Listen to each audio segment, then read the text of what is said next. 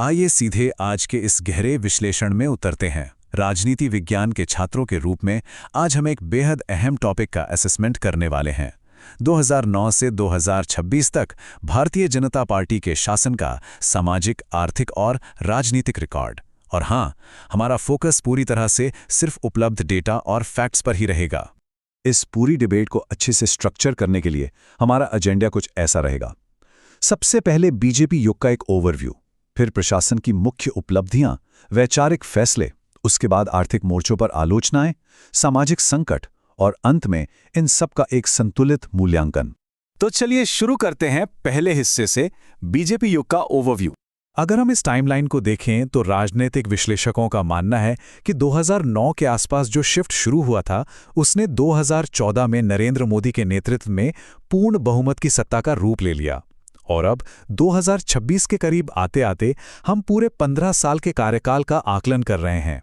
इन 15 सालों में बड़े पैमाने पर प्रोजेक्ट्स और रिफॉर्म्स हुए, जिसने इस पार्टी को भारतीय राजनीति के केंद्र में ला खड़ा किया है। लेकिन इसके साथ ही कई बड़ी बहसों को भी जन्म दिया है। अब आगे बढ़ते हैं इस डिबेट के पहले पहलू की तरफ, जिसे हम थीसिस कह सकते हैं, यानी प्रशासन का स्केल और उसकी गति। जरा बुनियादी ढांचे के इस विशाल पैमाने को देखिए। 2014 में हमारे राष्ट्रीय राजमार्ग 98,000 किलोमीटर थे और अब ये 1.46 लाख किलोमीटर से भी ज्यादा हो गए हैं। मतलब निर्माण की जो गति पहले 11 किलोमीटर रोजाना थी, वो छलांग लगाकर 30 किलोमीटर प्रतिदिन के पार जा चुकी है।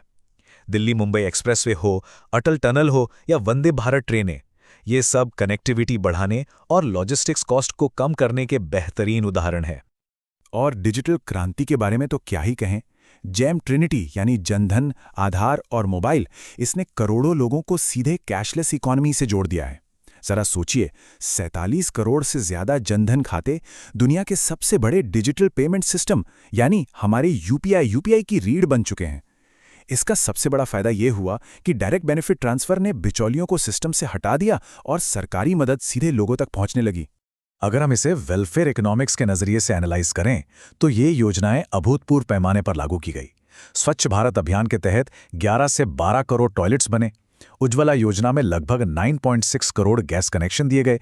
पीएम आवास के जरिए 4 करोड़ से ज्यादा घर, और साथ ही आयुष्मान भारत से गरीबों को हेल्थ इंश्योरेंस और जल जीवन मिशन से 15 करोड़ नल जल कनेक्शन।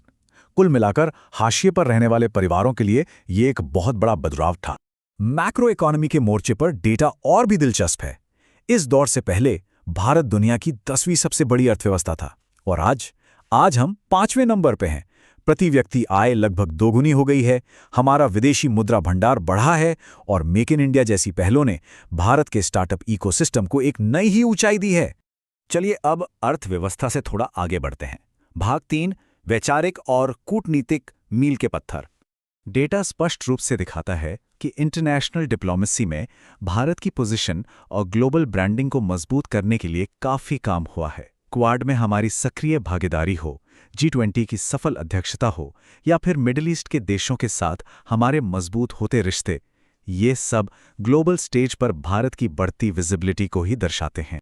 इसके साथ ही कुछ बहुत बड़े और ऐतिहासिक राजनीतिक फैसले भी लिए गए, जैसे कि अनुच्छेद 370 का हटाया जाना, राम मंदिर का निर्माण और CAA यानी नागरिकता संशोधन अधिनियम का लागू होना। जो लोग सरकार के समर्थक हैं वो इन फैसलों को ऐतिहासिक सुधार और राष्ट्रीय एकीकरण की दिशा में बहुत जरूरी कदम मानते हैं। लेकिन यहां एक सवाल उठता है, क्या सिर्फ बढ़ती हुई GDP और यह शानदार इंफ्रास्ट्रक्चर ही सुरक्षित रोजगार और सामाजिक सद्भाव की गारंटी दे सकते हैं? और यहीं से एक संतुलित अकादमिक विश्लेषण के लिए हमें एंटी थीसिस की ओर मुड़ना होगा। भाग 4, आर्थिक और क्षेत्रीय आलोचनाएं और जमीनी हकीकत। सबसे बड़ी आलोचना रोजगार को लेकर है।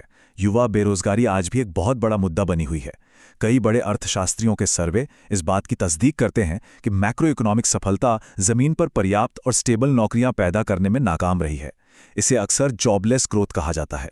मतलब GDP तो बढ़ रही है लेकिन अच्छी नौकरियां नहीं। मैन्युफैक्चरिंग सेक्टर में उतनी नौकरियां नहीं आई जितनी उम्मीद थी, और गिग इकोनॉमी तो बढ़ी लेकिन स्टेबल और सुरक्षित नौकरियों का ग्राफ नीचे ही गया।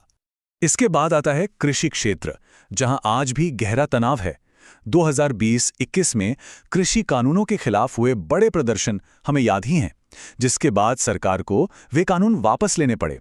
लेकिन कई एनालिस्ट बताते हैं कि किसानों का कर्ज और न्यूनतम समर्थन मूल्य यानी एमएसपी की गारंटी का मुद्दा आज भी वैसे का वैसा ही अनसुलझा है। और नोटबंदी की उस ऐतिहासिक बहस को कैसे भूल सकते हैं?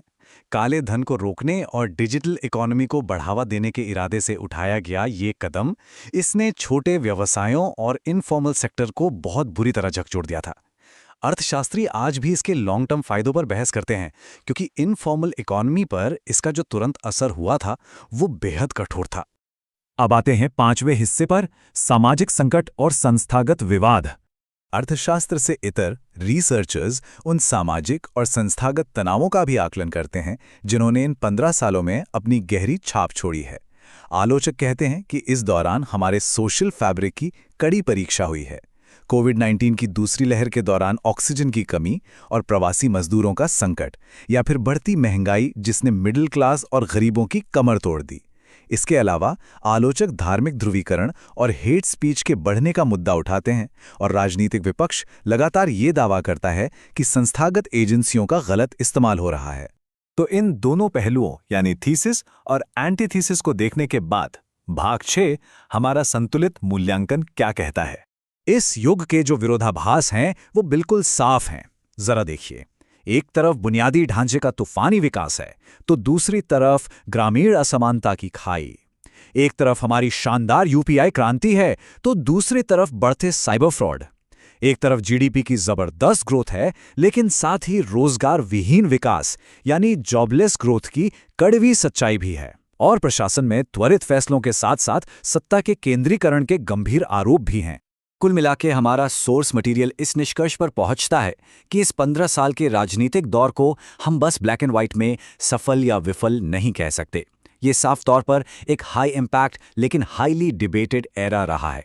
ये एक ऐसी विरासत है जिसे बड़े पैमाने पर हुए बुनियादी ढांचे और वेलफेयर स्कीम के ओवरहॉल से पहचाना जाएगा, लेकिन साथ ही ये लगातार बनी हुई बेरोजगारी, कृषि संकट और सामाजिक ध्रुवीकरण जैसी चुनौतियों के साथ भी मजबूती से जुड़ी हुई है। राजनीति विज्ञान के छात्रों के रूप में किसी भी देश के सही प्रक्षेप वक्र यानी ट्रेजेक्टरी को समझने के लिए इन दोनों पहलुओं को तौलना बहुत जरूरी है। तो अंत में सोचने के लिए एक सवाल छोड़ते हैं, जब भविष्य में 21वीं सदी के भारत का इतिहास लिखा जाएगा तो क्या इसके शानदार बुनियादी ढांचे की चमक इसके कार्यबल और आम जनता के रोजमर्रा के संघर्षों को पीछे छोड़ देगी? आज के इस विश्लेषण में हमारे साथ जुड़ने के लिए शुक्रिया। इस सवाल पर गहराई से विचार करें और हमेशा की तरह सीखते रहें।